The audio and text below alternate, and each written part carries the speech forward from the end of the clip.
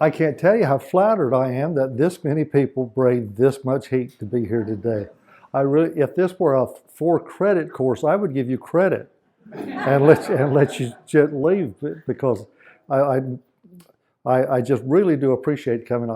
I must have lived in heat like this growing up, but because we didn't have air conditioning, I don't remember being bothered by the going back and forth on it like it is now. But anyway, thank you so much.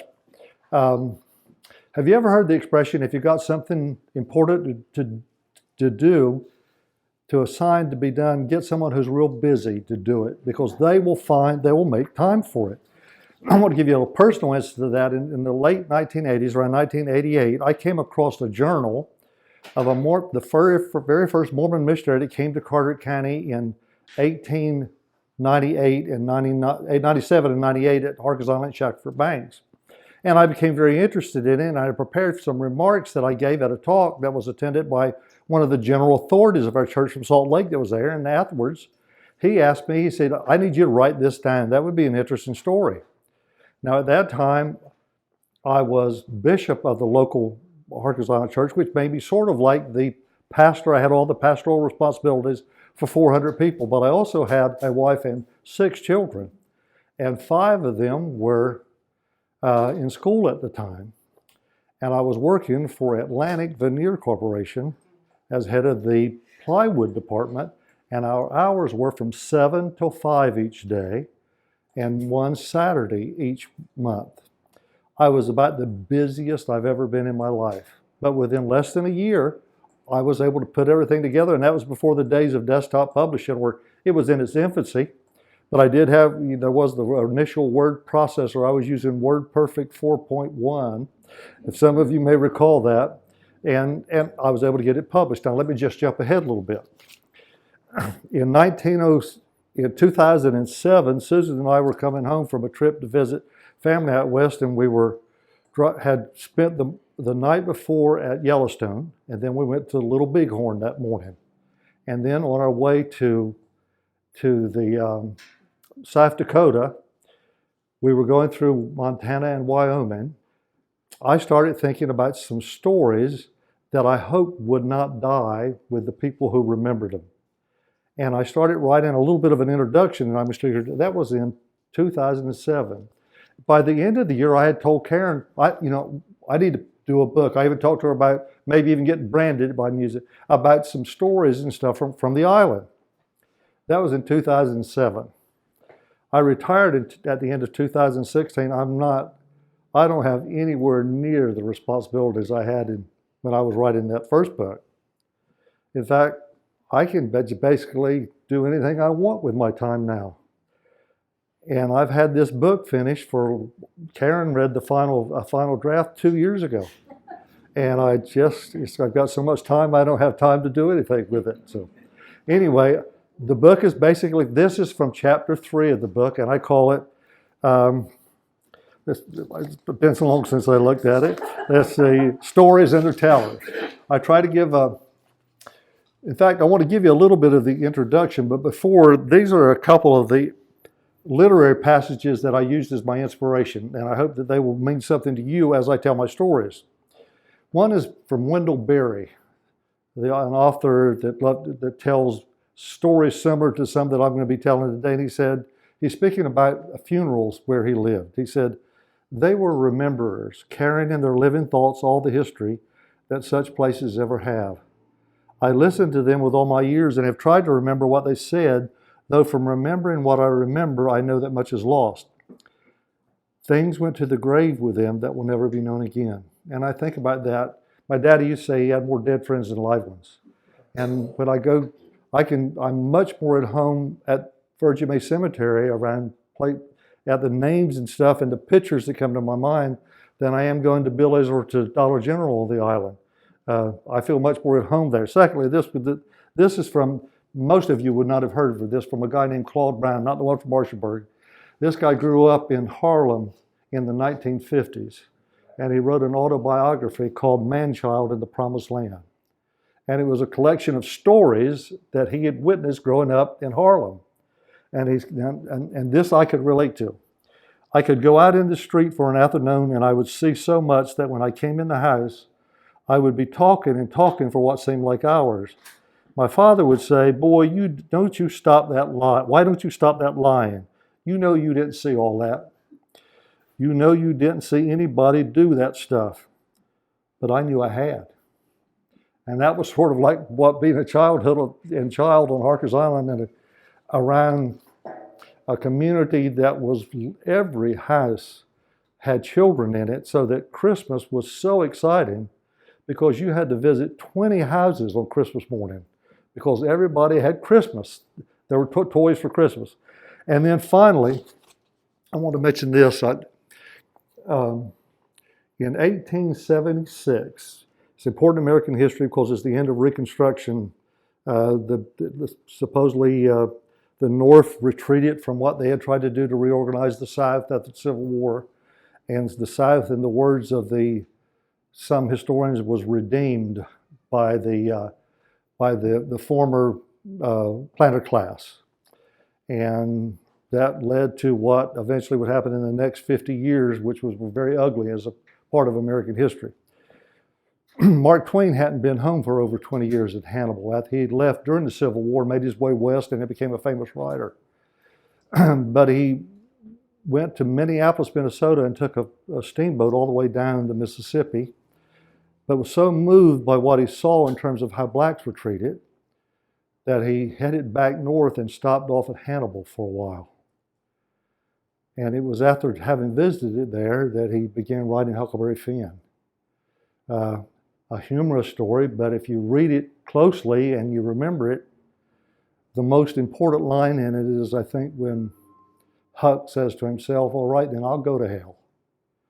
Talking about his unwillingness to return Jim as a runaway slave. But here's what he said about that visit to Hannibal. He said, my experiences while growing up in Hannibal were an inexhaustible source of inspiration. When the tank runs dry, you've only to leave it alone and it'll fill up again in time while you're asleep. And that's sort of how growing up on the island was in terms of stories. Such were the everyday encounters with men, women, boys, and girls that I knew on the island. The people I grew up with, mostly older, but some barely so, were like teachers as I came of age on the island.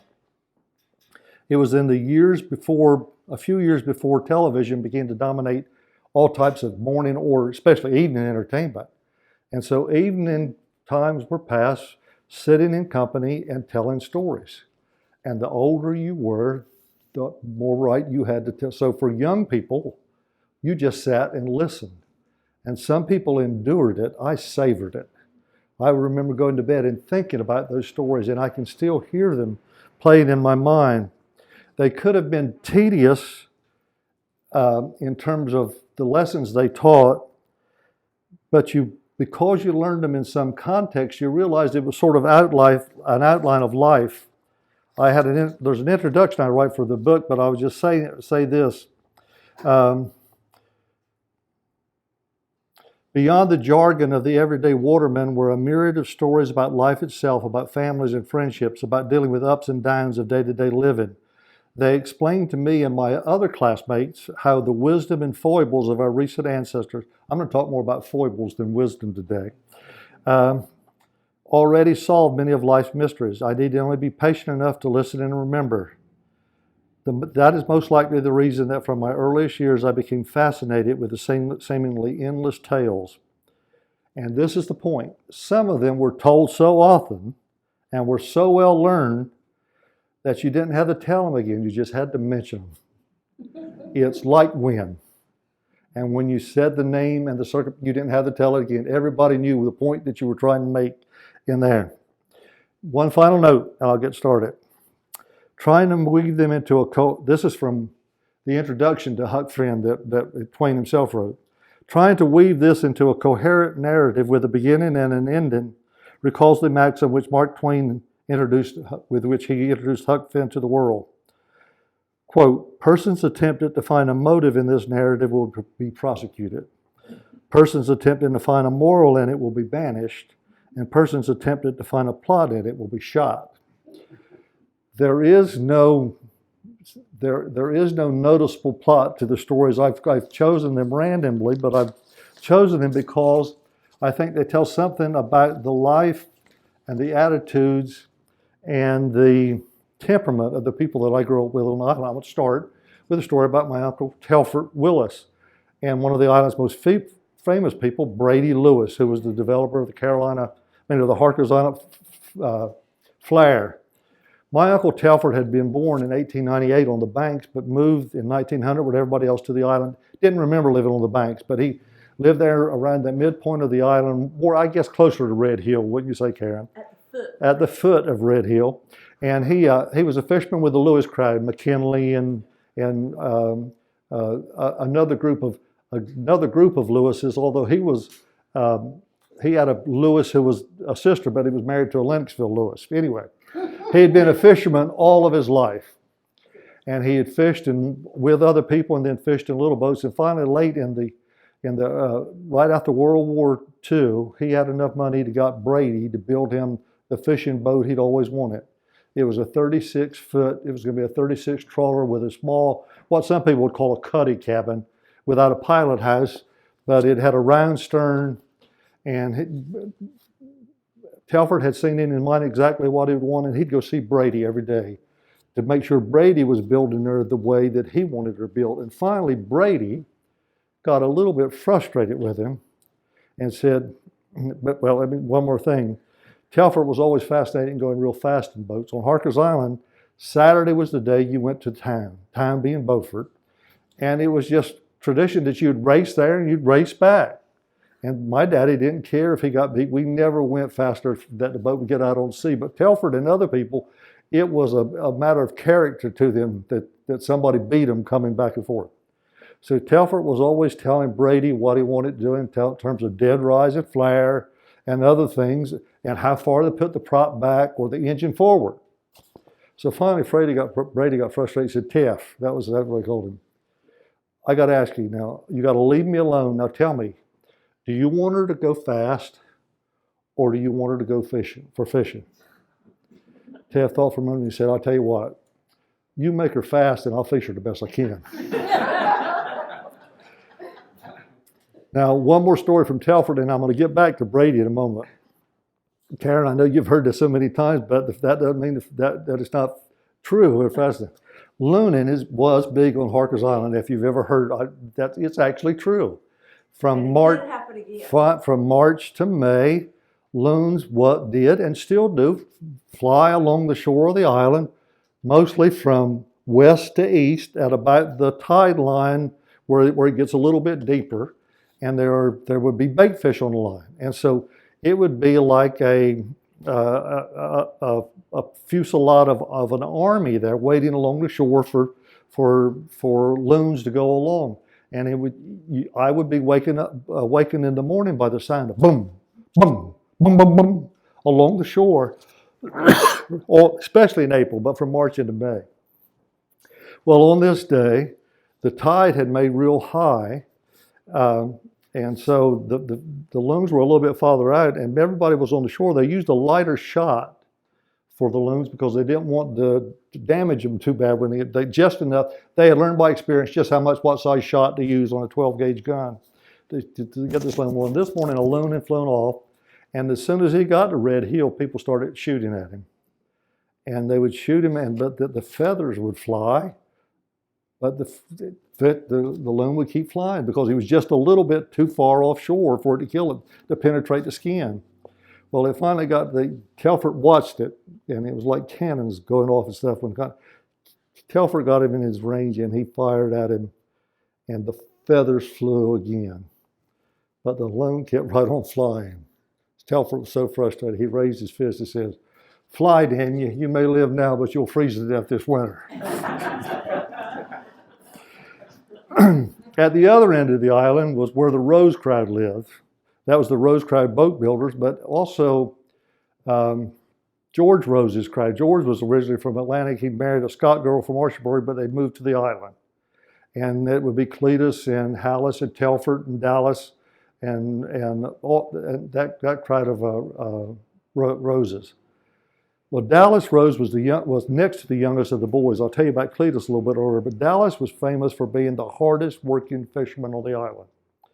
My daddy was one of those that if he caught fish on Monday, there was no need to go the rest of the week. But there were a group, like Howard Gaskell and Harry Lewis, and that if you caught them on Monday, all the more reason to go on Tuesday.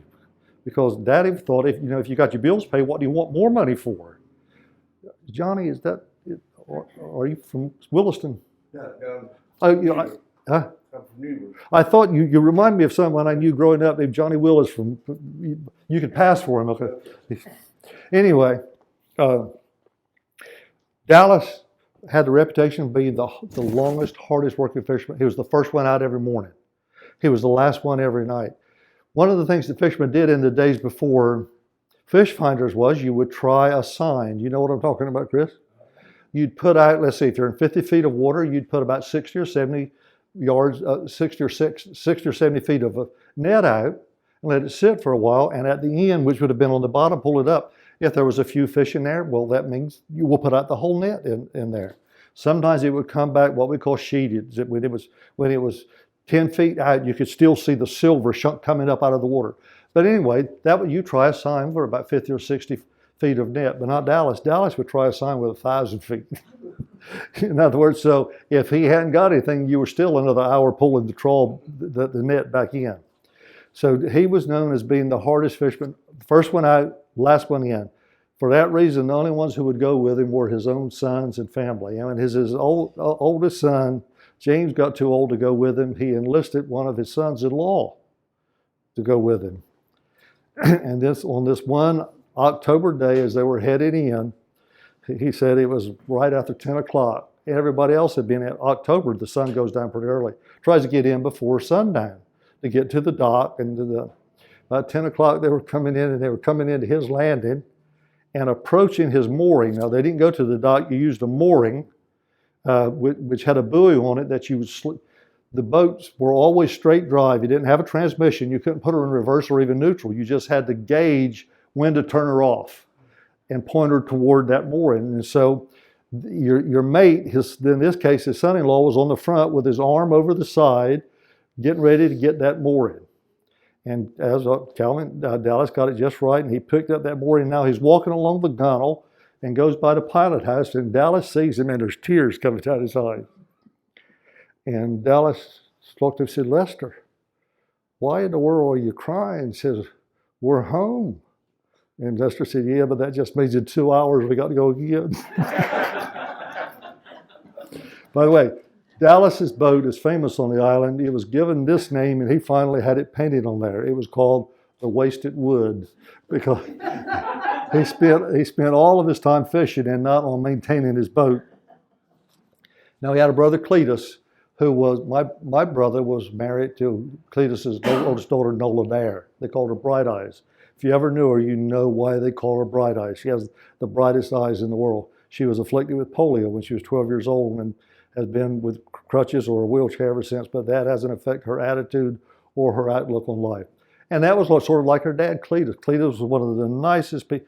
He was sort of a Renaissance man. He was a carpenter. He was a painter. He was an architect. He was a musician. He could play like all of the Roses, Chris. He never took any lessons to play a piano, a guitar, a banjo, anything, just pick it up and play it. He was a preacher. He was a writer. And he was one of the kindest, gentlest men you'll ever know. Clem Jr., his nephew, he was building a house at Cape Carteret. It was so sought after that the last building he built on the island was what was the Wachovia Bank. That's now an abandoned building by the schoolhouse. But that was the last building he built. That was when he had done his last. But he was building a house at Cape Carteret, and his nephew Clem Jr. would ride with him each day. But there was a problem with that, because Cletus would pick up every hitchhiker he saw. Now, that's not a big deal now, but in the world I grew up with, you saw hitchhikers all the time. I went to school some mornings. I always came back from practice hitchhiking. I left East Carolina Friday at lunchtime to hitchhike home. That was considered a viable way of getting by. But Cletus would pick them up and take them where they were going, not where not where he was going. He said, Cletus Jr. said it weren't too bad in the morning. He said, but in the evening, we'd get off work at 5 o'clock, and it'd be 7:30, 8 o'clock when I'd get home. So, so finally, Clem Jr. told him, Cletus, when we leave, I just want you to go on, and I'm going to thumb home. And Cletus said, why in the world you do that? He said, because I get faster thumbing myself than I can ride with you. But the story I want to tell, that the best indication or the best window in his heart is when he decided, he was sort of like my son Joel, that he get latches on something, and that's the most important thing in the world to him at the moment. And he decided he wanted to be a hunter. And so he went to Eastern Banks and built a blind that was almost like a summer home on stilts on the water. It had shelves and everything on it, and places for lamps to be held and things. And he bought an array of guns and ammunition. And he bought and fixed or carved decoys for everything from geese and what he would call swans to redheads, black ducks, and even little paddywhacks, depending on what it was. So on the opening of hunting season, he was there. He had his skiff. He had it all lined out. It was, like I said, like it was like a resort home there waiting for him. And he had this little veranda from which he could look to the northeast, from where ducks would be flying. And he had all of his decoys out because he didn't know what would be coming this morning. Well, he's sitting there, and the first one to come is a little paddywhack. And it lands in front of the rest of the decoys and sits in the water. And as he puts down the name, the paddywhack looks up at it, sort of as if to smile. And Cletus said, I just couldn't pull the trigger. And finally, he put his gun down and said, why don't you fly, damn you, before somebody shoots you? Anyway, he put his guns back in the boat and come back to the island and gave them away. And then not only he didn't sell it, he just gave his blind away, and he never went hunting again. Now, there's a famous story about him. He had all kinds of tools. He would have been a technocrat today. He would have loved all kinds of gadgets. And people would often borrow things, like some of you men may remember when an electric saw was quite a luxury. If somebody had what we used to call a skill saw, it cost $150 in their days, what it would be now. So people would come borrow his tools, his level, his electric drill and things like that, and sometimes they would forget to bring them back. And Cletus was too much of a gentleman to ever mention it to him, but he noticed that the people who went and returned their stuff would be self-conscious about it, and if they saw him coming, they'd go down the other aisle in the store or across the road or something like that. So he went to Charlie Davis's store, which is where Bill is on the island now, and he put a sign in the window that said, if you borrowed my tools, you can keep them if you'll start talking to me again. That's evidence of the kind of heart that he had. Now, my mama had an Aunt Mary. It would have been Telford's sister. And Aunt Mary was, my mama would have put, she weren't quite all there. You know, she was never married. By the time she was in her mid-20s, she didn't take good care of herself. She had lost her teeth and other things. She was always pretty much a ward of her mother and father until they were gone. Then her brothers and sisters looked at it. Everybody was looking out for Aunt Mary well. During the Depression in World War II, the beginning of what we would now call the social welfare state, there began to be some facilities to help people out who couldn't support themselves. And so one such person was sent to the Harkers Island to interview people to see who needed help. And Mary heard that they were giving out groceries and even money to people. Well, she was living with a mother. She had no expenses or anything, but she felt she wanted some of that. And so she got in line, and when the time came, let me give you some background. On a hot morning like today on Harkers Island, you got your windows up, you wake up, and if there's no wind, you can hear everything that's being said out and around. Well, most people on the island lived on the south shore within 200 feet of the shoreline. So on a morning like this, fishermen come in right at daylight with the shrimp or whatever they caught during the night or anything. And they cull their shrimp at the shore, the fish, whatever. So they put them on a board, and when they've pulled out what they want, they rake the rest of them overboard, right, Chris? Well, you've got a bunch of gulls sitting on the top of the fish house along the walkway out, or even on the shore, or even on the gunwale of the boat, waiting for those fish to go overboard. And when they do, you might see 24 gulls flock to where that went overboard, and you can hear them from the where you're sleeping at night because they're so loud fighting over that. So that was the sound I remember from the mornings. Well, so when you say what someone was acting like a gull, you know exactly what they meant. So my Aunt Mary's there, and when comes her time to be interviewed and she answers the questions, the guy says, "I'm sorry, Miss Willis, I don't see where you have any need." And she said, "What does that mean?" He said, "It means that I don't think there's anything we can do to help you." Well, she was somewhat offended by that, and she told him about it. And when she got to the door, as if they were leaving, she looked, and there was another 24 people waiting to get in there. Mama said she sort of laid on her side like this, and she said, "You crowd look like a bunch of damn gulls." And so it's not uncommon in my youth for someone to be who's waiting for the scraps to be said that you're like Aunt Mary waiting for the gulls. Okay. Somewhat similar to her was a guy on the island named Ed Russell. He was somewhat of a curmudgeon. He was very talented and skillful, but he was, he showed his affection by how rough he talked to you. The more he liked you, the more free he felt to cuss you or whatever it was that you want to hand me that GD hammer instead of ever saying, "Give me that hammer." Well, again, after the Jimmy Hamilton storm of 1933, it was the first time that disaster people had come to inspect and to offer help for people who had lost stuff during the war. During the hurricane. Same difference. If you lived through Florence, you know what it was like. But anyway, so Ed had a place at the tip of Red Hill, what they call Rush Point, and so it had got it was a sort of a promontory. It got wind from two directions, both when it was coming and when it was going. His house got some pretty severe damage. And so when the inspector came to his house, the inspector looked around and he saw the trees, oak trees laying down. The biggest oak trees on the island are there at Red Hill. And the oak trees were laying down, and the inspector looked around and he said, "But Mr. Russell, I hate to tell you, but it looks like this house was in pretty bad shape before the storm." And Ed thought for himself and said, "Well, what about that oak tree over there? Was it in bad shape before the storm?" And then gave him a salutation as he left. There were degrees of, or there were ranks among fishermen on the island, and the biggest rank was not just to have a boat, but to have a crew.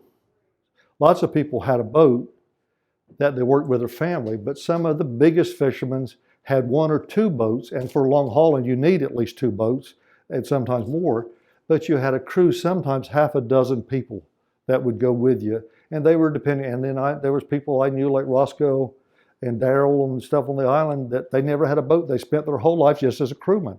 And it was the most egalitarian thing in the world. If you were a crewman, you got a share no matter how much or how little you did. The boat got one share, and then everybody else, including the captain, got a share. So if there were 6 people, the captain got 2/6, but everybody else got 1/6, the same thing. So everybody found that it was actually a little bit easier to be a crewman when they were catching a whole lot of fish or shrimp or anything.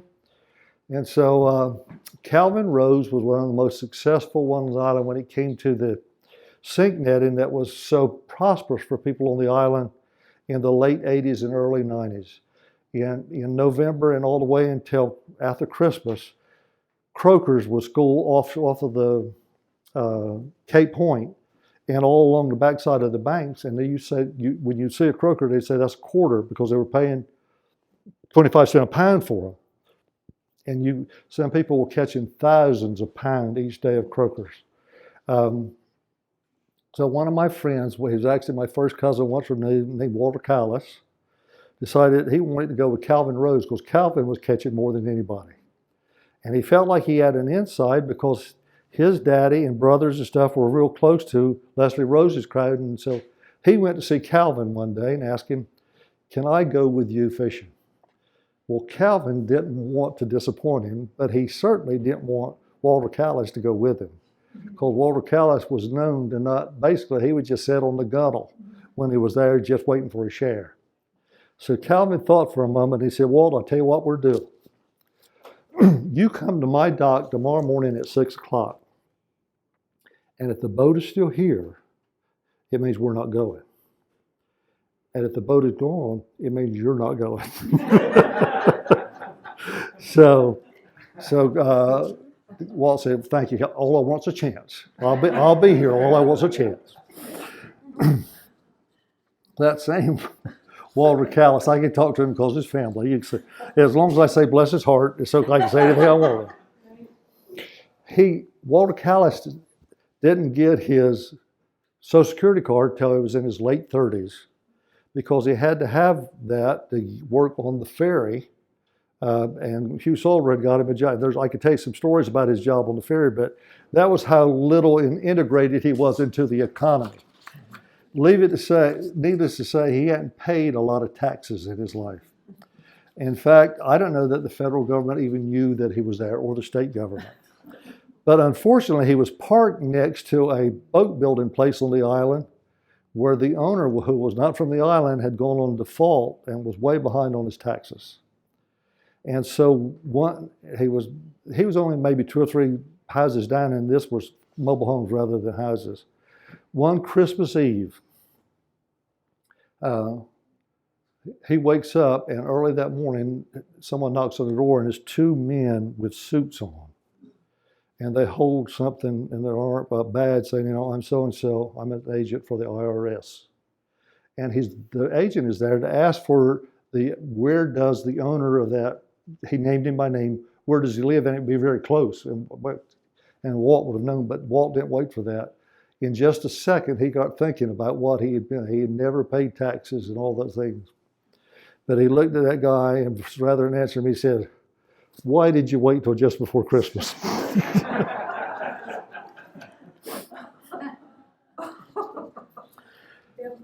Do any of y'all remember something called Olin Mills? Long before Katie, there was a company that would come to, a photographer that would come to communities and set up in something like a REA or something like that, or a rescue squad, and they would fundraisers. They would split the sales with the local charitable organization. So the REA, where Karen's mother worked, that was a regular thing they do every 4 or 5 years. They do family portraits. They would have it there on a Sunday afternoon, and then the next Sunday afternoon they bring the proofs.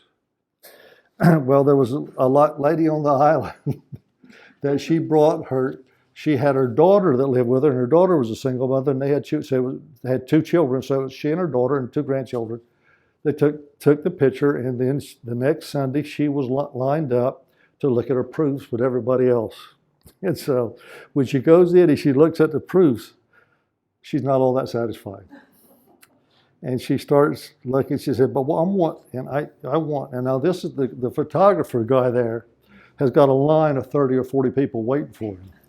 And everybody else has been able to do this in 2 minutes, and now she's 10 minutes in. And she's pointing everything else that she wants different. So finally he looks at her and says, "Saber, I just want you to know that I can't undo what God Almighty has already done to your family." Now let me mention a little bit. There was a little. I'll edit out the names list because I've heard these stories told by the people they're about, so they wouldn't care about them, but their children or grandchildren might not like them. There's a guy on the island named Dwight, and Dwight had a son named Rolly. And Dwight worked on he was a licensed maritime sailor that worked on trade vessels all up and down the coast of the United States. And he would be gone for 3 or 4 months at a time. And when he was home, he'd been in this structured environment where everybody had their place and you had to obey people. He felt that this boy who was now his son, that was now an early teenager, wanted to respond to his orders, just like he responded to the captains and stuff on his boat. And his son, it turned out, actually did do that. You couldn't go by the house. That son, Rolly, wasn't doing something, painting, cleaning up, mowing the lawn, doing something, going to the store for his father. And so that was not always the case on the island, was it, in terms of teenage boys and things? Because in the world I grew up in, by the time you were 15 or 16, a young boy could make as much money as his parents. If you get a job as a crewman or something like that. Everybody else was amazed at how Dwight was able, with just being around his son for 2 weeks every 3 or 4 months, how was he getting to be so obedient? Like Dwight said, it's real simple. He says, well, for example, on a Saturday morning, I'll go in and try to wake up Rolly and say, Rolly, do you want to cut the grass or do you want me to beat the hell out of you?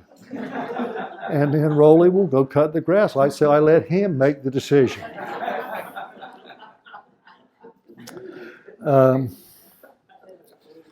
Clifton Lewis on the island. Do you remember Duke? This is Duke's daddy. Clifton worked for the state. He was a great worker, and he had a car and a truck all of his life, but he never got his driver's license. And he was working for the ferry, and he wanted to get an advancement that required that he get a Class 2, whatever it is, license for driving. And Hugh Salter by then was the director of the ferry division for the state, and he was the one who got all the people there, including Walter Callis that I told you about, a job. And he went to Clifton. Clifton, if you'll just get your license, I can get you this job. And finally Clifton said, Hugh, I can't do that. Why not, Clifton? He said, I can't read. And, you have to take this written test and stuff. So Hugh said, let me take care of that.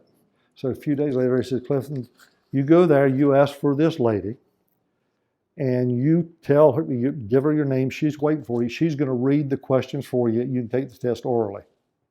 So he says, okay. Now, let me give you a little bit of background. In the world, growing up on the island, each community had its own, what it was known for. Martian burgers were called hard crabs and stuff like that. And Harkers on it, loon eaters. And I could give you one for everything. But for Otwayers, it was for fast drivers. There was never a weekend that there wasn't some kind of accident for somebody from Otway. They were known that the cars were always up, being jacked up to change mufflers or something on them all the time. Do you remember the days of 2 and 4 barrel carburetors or 3 2-barrel carburetors and all that? You could hear the Otwayers when they came around on the island. You knew it was an Otwayer because of the way they ran the car. Many of them worked on dredge boats in Wilmington or Norfolk Harbor where they made enough money, and they spent all the money not on their homes but on their cars because they wanted to be able to go fast. Well, Clifton, when he was getting his test, the lady arrived and said, sir, here's a question that involves what is an unsafe movement. So could you tell me in your own words what you would consider an unsafe movement? And he thought for a moment, he said, okay, how about this? A drunk Otwayer passing a log truck on a curve. Would that be an unsafe movement? One more about vehicles. We had on the island before 1941 or 2, every name on the island was of English extraction. Lewis, Willis, Davis, Styron, Hamilton, Telford, Hancock. Of course, there were as many Willises as everything else put together, but nonetheless, they were all of English until World War II. Then they built, the government sent Navy, Marine, and Army people that manned stations along the island, and some of them married girls on the island and fathered children. Not all of them stayed, but their children and the mother stayed because that was non-negotiable. That no one voluntarily left the island, even if you were married to somebody. So anyway, one of the guys that did stay was from Illinois, from Chicago, Illinois.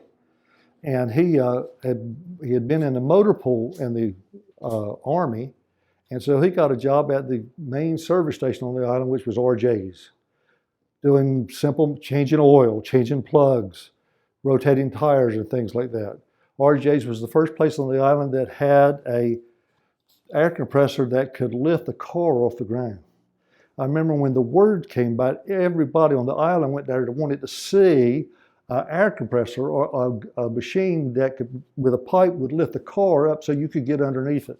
Well, anyway, that was RJ's, and this guy, John Fluhart, worked there. And he was a pretty good mechanic for most things. He just didn't always figure out, if it wasn't textbook, he didn't know what to do. And so Andy Guthrie, which was Andrew Guthrie, Andy Guthrie daddy, worked at Camp Lejeune. There were a group of men from Harkers Island. There were 6 of them that would drive from the island to Camp Lejeune every day for years. I mean, that's an hour or something or longer drive every day. Well, anyway, he had this long Mercury wagon. It was sort of like that had the wood sides in it and stuff that the people in the back sat facing the back. But anyway, he drove that full to Camp Lejeune every day. So he took his car to RJ's, wanted to tune-up, said she was missing on at least one cylinder. Of course, in the world I grew up, if a car was not missing on but one cylinder, you consider that a good running car. But anyway, so when he goes to pick her up that evening to take her home, when he turns her on, she's missing. I mean, she is just pop, pop, pop, pop. You know, it's tell that the engine is something terribly wrong. And so he goes to something's got to be done. So RG said, well, let me go investigate. So he looks, so he checks everything he is, and so finally he says, John, what, you know, did everything? He said everything seemed right. He said, well, did you do this? Did you do that? Did you distribute her? Did you distribute her cap? And he said, well, did you change the plugs? I said, yes. Did you set the plugs? I said, yes. I said, well, how did you set them? Well, it said I was supposed to set them to the width of a dime, but I didn't have a dime, so I used 2 nickels. Anyway, so RJ knew exactly what the problem was. Up at Red Hill, if you've ever been to the island, there's a sharp curve. And we called it what? Red Hill. Dead Man's Curve. Yes, that was out there on the road. You remember, now this was before, our road didn't even have white lines on it, much less side lines. And there were no shoulders or anything. It was just blacktop that went from the bridge to Shell Point. And so at night for people, and people didn't have many lights in their houses or anything like that.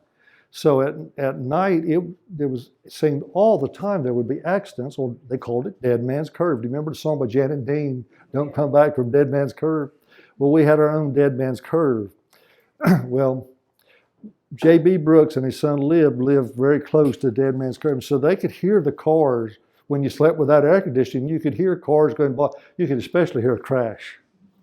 And so one Saturday night, this would have been in the early 60s, one Saturday night, he heard a crash and eventually heard sirens. And so they decided would have been well after midnight, decided they needed to go check it out. So when they got there, there was already a wrecker there and an ambulance had already left. But JB knew the patrolman, and he went over and talked to the patrolman, and the patrolman told him that when he arrived, he had in the back of his car a drunk driver that he'd picked up and gone to sleep, and he was taking him in when he got sent to the island to investigate this wreck. So as the patrolman was writing out his report, the drunk guy in the back woke up, and he didn't know where he was. He says, where am I? He said, you're at Harkers Island. He said, what is it? He said, we're at a wreck, the patrolman told him. And the patrolman said, well, who was it? And the patrolman said, it was a drunk. And the guy said, oh, me, was I hurt? But, all right, I'll let you, I'm going to give you a few one-liners that'll take you back to Brady, okay? Like I say, these are some one-liners that should never be forgotten. Well, and it maybe 2-liners. If you know where the Methodist Church is on the island, if you look across the road, that used to be the center.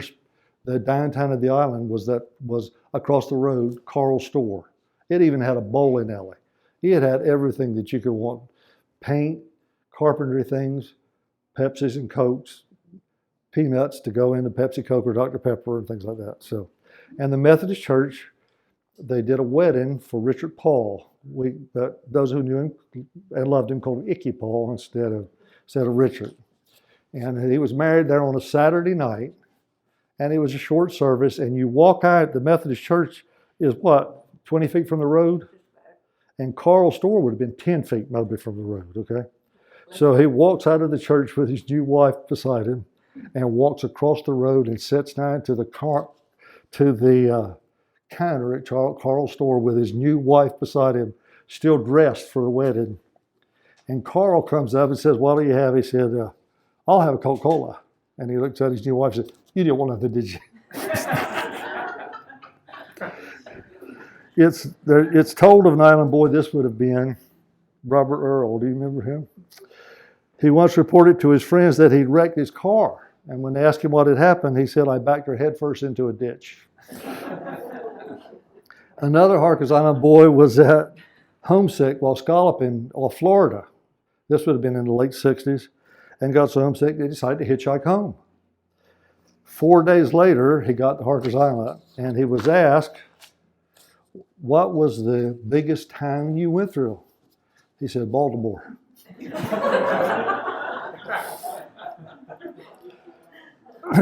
During World War II, two fishermen on the island were working their nets on the shore when they began the discussion of the news that they got from the radio yesterday about a place called Normandy. And one of them said, "I heard it was the most people ever got killed in one place." Said there were 2,000 of them. And his friends responded, "I heard it was more than that. I heard it was 1,800.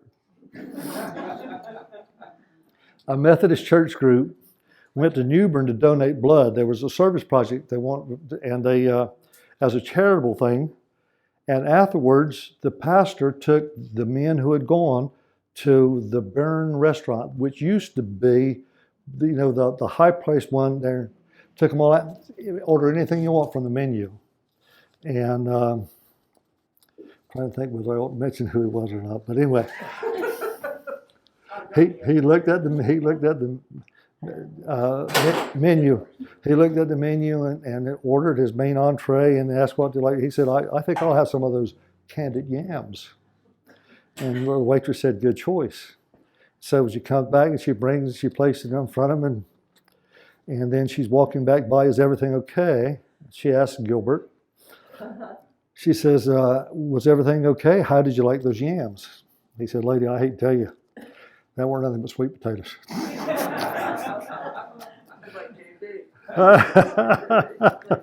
JB, yeah, but that same JB, I was a personal witness to this. We were at Golden Corral, and a lady came by afterwards and said, "But you further appreciate this.